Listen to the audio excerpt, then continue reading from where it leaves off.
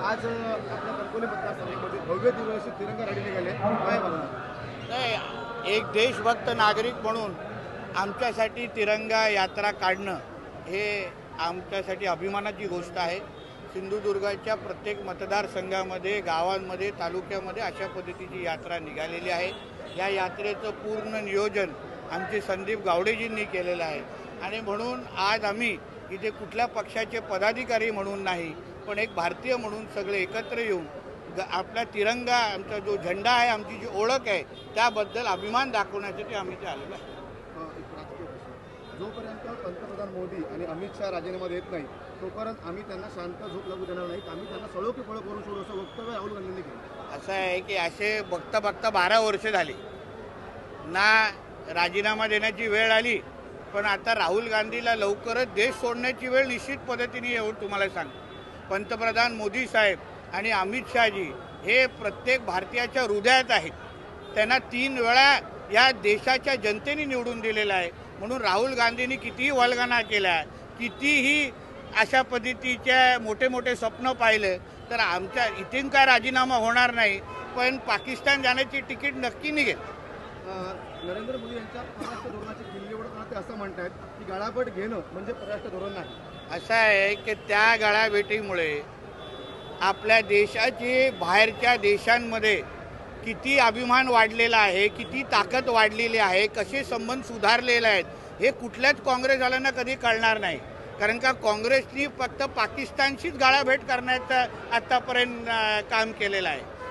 इस्लामाबादशीच गाळाभेट करण्याचा प्रयत्न केलेला आहे आणि म्हणून पंतप्रधानांच्या परराष्ट्र धोरणामुळेच आज जो काय आपला भारत देश महासत्तेच्या दिशेने चाललाय ते ह्या गळाभेटाचाच परिणाम आहे. म्हणून राहुल गांधी सारख्या कमी बुद्धीच्या व्यक्तीला ते कळणार नाही. शरद पवार यांनी आज ट्विट केलंय की चाकण औद्योगिक वसाहतीत तब्बल 20 कंपन्यांची वाहतूक कोंडी, प्रदूषण, पाणी, वीज आणि समस्यांमुळे स्थलांतराचा निर्णय घेण्यात यावा, असं ते म्हणतात. असं आहे की त्याबद्दल कालच आमचे राज्याचे उद्योग मंत्री उदय सामंतजींनी स्पष्ट भूमिका मांडलेली आहे की असा कुठलाच उद्योग आमच्या महाराष्ट्राच्या बाहेर जात नाही आहे. त्यांचे कुठलेही प्रश्न सोडवायचे असतील तर आमचे मुख्यमंत्री देवेंद्र फडणवीस साहेब सक्षम आहेत. उलट्या गुंतवणुकीमध्ये आमचा महाराष्ट्र आज 1 क्रमांकामध्ये आहे, FDI मध्ये 1 क्रमांकामध्ये आहे. उद्योग खातं, बंदर खातं, प्रत्येक क्षेत्रामध्ये मोठ्या प्रमाणामध्ये गुंतवणूक होते.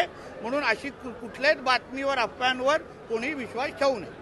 मी घोळा राहिलो असतो तर मला भाजपवाल्यांनी खाऊन टाकलं असं गुलाबराव पाटील म्हणतात. काय मी घोळा राहिलो असतो तर मी ऐकलं नाही, जे ऐकलं नाही त्याच्यावर काही बोलणार.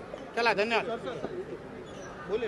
जगह जगह तिरंगा रैली निकाली जा रही है, आपकी नज़र में भारतवर्ष में तिरंगा रैली का क्या महत्व है? देखिए, हमारे लिए हमारा तिरंगा हमारी पहचान है. भारत माता की जय बोलना ये हमारी पहचान है. वंदे मातरम बोलना ये हमारी पहचान है.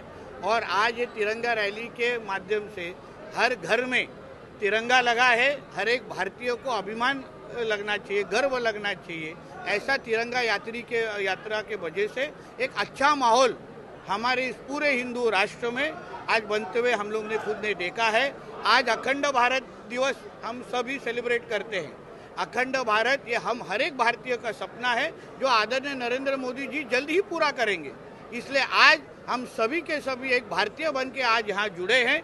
जो ये देश को अपना देश मानता है उसके हाथ में तिरंगा रहना ही चाहिए. भारत माता की जय उन्होंने बोलना ही चाहिए. वंदे मातरम पूरा हमारा गीत गाना ही चाहिए. जो वो नहीं गाएगा वो पाकिस्तान और कराची जा सकता है, मगर ये देश ये हिंदू राष्ट्र है और यहाँ हर एक देश के ऊपर अभिमान रखने वाले हर एक नागरिक का हमारे देश के ऊपर प्यार है, अभिमान. 5,000 कोटीमध्ये निवडणूक आयोगाने संजयला पक्ष विकला असं संजय राऊत. संजय राजाराम राऊतला ते कुठलाही आरोप आत्तापर्यंत खरंच झालेले नाही आहे. म्हणून त्यांना कदाचित आकड्याचाच खेळ कळतो. त्यांनी कितीमध्ये पवारांना त्यांची उभाटा विकलं हे पहिलं त्यांना विचारा.